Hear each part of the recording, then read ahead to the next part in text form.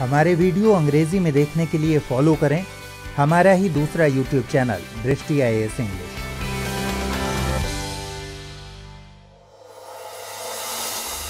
प्रिय व्यूअर्स, दृष्टि IAS के नए प्रोग्राम प्रीलिम्स प्रैक्टिस क्विज में हम UPSC और अलग अलग स्टेट PCS की प्रारंभिक परीक्षाओं में पूछे गए सवालों को विश्लेषण के साथ हल करेंगे। जानकारी के साथ साथ सही उत्तर का चयन करते समय कौन से ट्रिक कारगर साबित होते हैं उन्हें भी सीखेंगे। विकल्पों की छंटनी करना, बुनियादी अवधारणा को समझना, तथ्यों और अतिवादी व विशेष शब्दों पर ध्यान देने का अभ्यास करने की भी कोशिश करेंगे। इस कार्यक्रम के तहत हम हर एपिसोड में 5 सवालों को हल करेंगे। टीम दृष्टि द्वारा हाल ही में लॉन्च की गई प्रीलिम्स प्रैक्टिस सीरीज नामक पुस्तक श्रृंखला को आधार बनाइए। इसमें UPSC समेत विभिन्न प्रारंभिक परीक्षाओं में पूछे गए करीब 8 से 10 हजार प्रश्नों का संकलन, उत्तर व विश्लेषण के साथ तैयार किया गया है। इस सीरीज की कुछ किताबें मार्केट में आ चुकी हैं और कुछ आने वाले समय में आएंगी। तो मुझे उम्मीद है कि आप सब ने 2018 के क्वेश्चंस को अपने सामने रख लिया होगा। 2018 में जो सवाल पूछे गए थे उन्हें अपने सामने रखिए ताकि इस सेशन में आपको सवाल और उनके जवाब अच्छे से समझ में आए।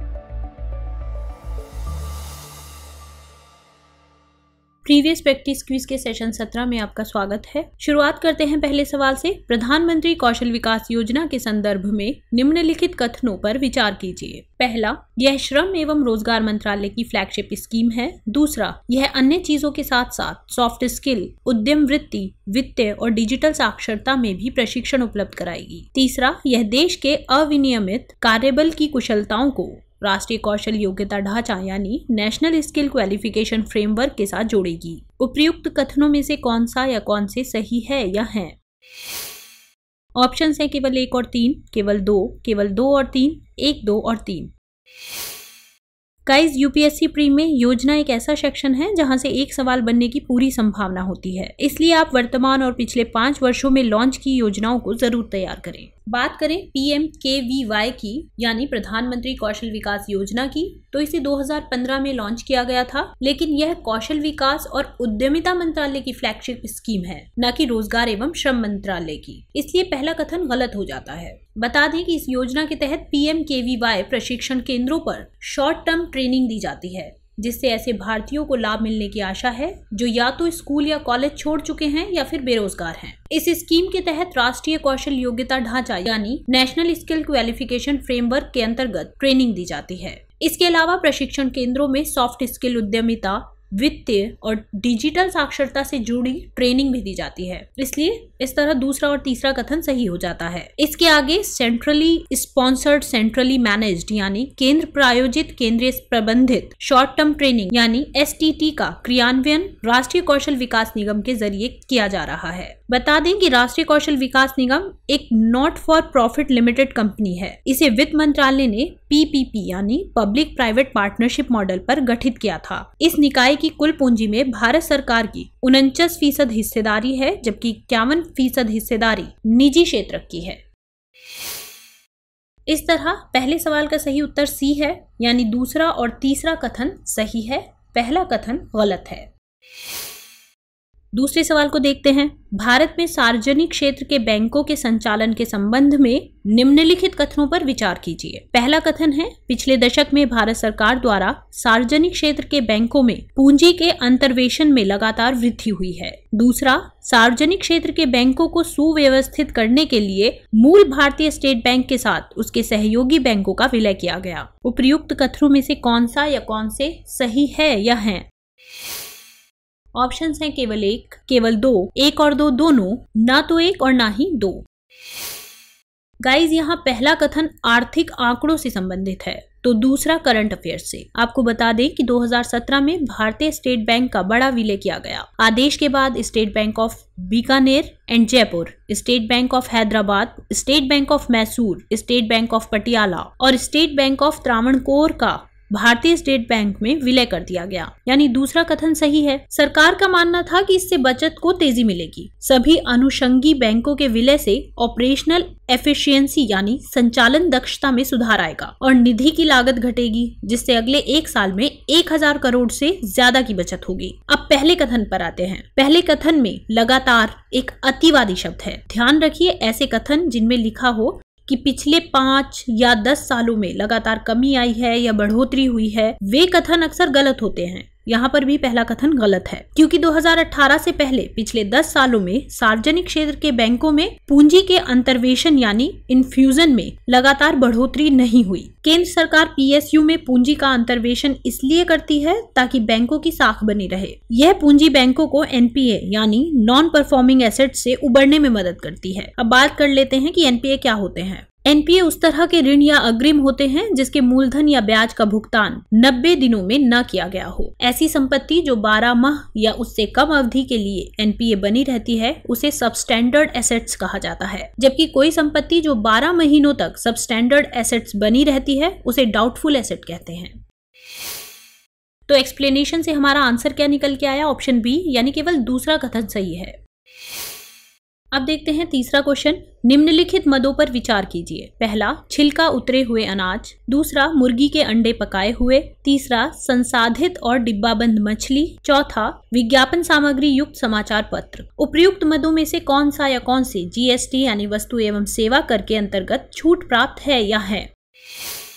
ऑप्शन है केवल 1, केवल 2 और 3, केवल 1, 2 और 4, 1, 2, 3 और 4।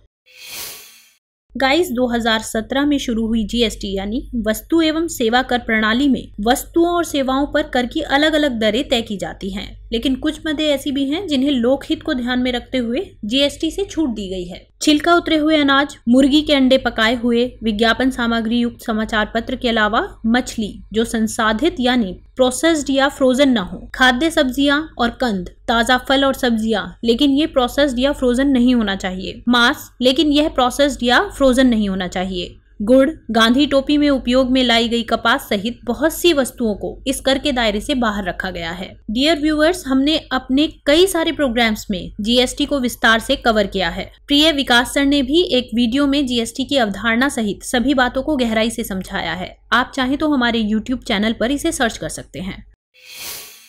इस तरह जो तीसरा प्रश्न है उसका सही आंसर है ऑप्शन सी, केवल 1, 2 और 4। यानी जो तीसरी मद है संसाधित और डिब्बाबंद मछली, इसको छोड़ते हुए सभी मदें सही हैं। अब आते हैं विज्ञान एवं प्रौद्योगिकी पर। जो चौथा प्रश्न है, पहचान प्लेटफॉर्म आधार खुला ओपन एप्लीकेशन प्रोग्रामिंग इंटरफेस यानी API उपलब्ध कराता है। इसका क्या अभिप्राय है? पहला, इसे किसी भी इलेक्ट्रॉनिक उपकरण के साथ एकीकृत किया जा सकता है। दूसरा, परितारिक यानी आयरिस का प्रयोग कर ऑनलाइन प्रमाणीकरण संभव है। उपर्युक्त कथनों में से कौन सा या कौन से सही है या है? ऑप्शन है केवल 1, केवल 2, 1 और 2 दोनों, न तो 1 और ना ही 2।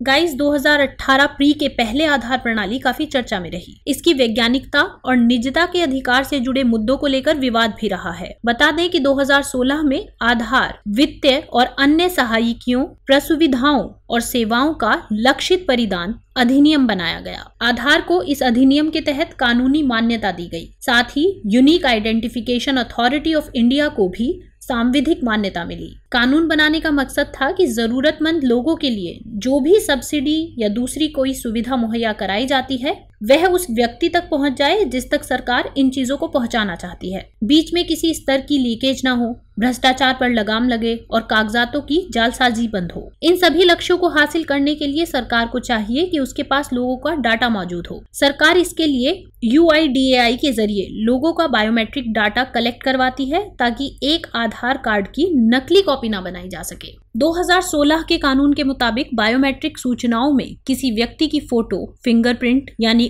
अंगुली छाप और आइरिस स्कैन को रखा गया है। इसके अलावा भी ऐसी कोई जैविक सूचना ली जा सकती है जिसे रेगुलेशन से तय किया जाए। अब आते हैं सवाल में पूछे गए API यानी एप्लीकेशन प्रोग्रामिंग इंटरफेस पर। API एक ऐसा इंटरफेस होता है जिससे कई सारे सॉफ्टवेयर्स के बीच इंटरेक्शन होता है। आधार में भी API की सुविधा है। नियमों के मुताबिक जितने भी पंजीकृत आधार केंद्र हैं वहां किसी भी इलेक्ट्रॉनिक डिवाइस से इसे इंटीग्रेट किया जा सकता है। आधार के लिए ऑनलाइन प्रमाणीकरण किया जा सकता है, जिसके लिए आइरिस स्कैन का सहारा लिया जा सकता है। इसलिए यहाँ दोनों कथन सही हैं। इसके अलावा फिंगरप्रिंट और फेस रिकॉग्निशन भी किया जा सकता है। फेस रिकॉग्निशन को 2018 में अनिवार्य कर दिया गया। इस तरह इस प्रश्न का सही उत्तर है ऑप्शन सी, यानी दोनों ही कथन सही हैं। अब बात करते हैं क्वेश्चन नंबर 5 की। डिजिटल भुगतान के संदर्भ में निम्नलिखित कथनों पर विचार कीजिए। पहला, भीम ऐप उपयोग करने वाले के लिए यह ऐप यूपीआई सक्षम बैंक खाते से किसी को धन का हस्तांतरण करना संभव बनाता है। दूसरा, जहां एक चिप पिन डेबिट कार्ड में प्रमाणीकरण के 4 घटक होते हैं, भीम ऐप में प्रमाणीकरण के सिर्फ 2 घटक होते हैं। उपयुक्त कथनों में से कौन सा या कौन से सही हैं या हैं? ऑप्शंस है केवल 1, केवल 2, 1 और 2 दोनों, ना तो 1 और ना ही 2।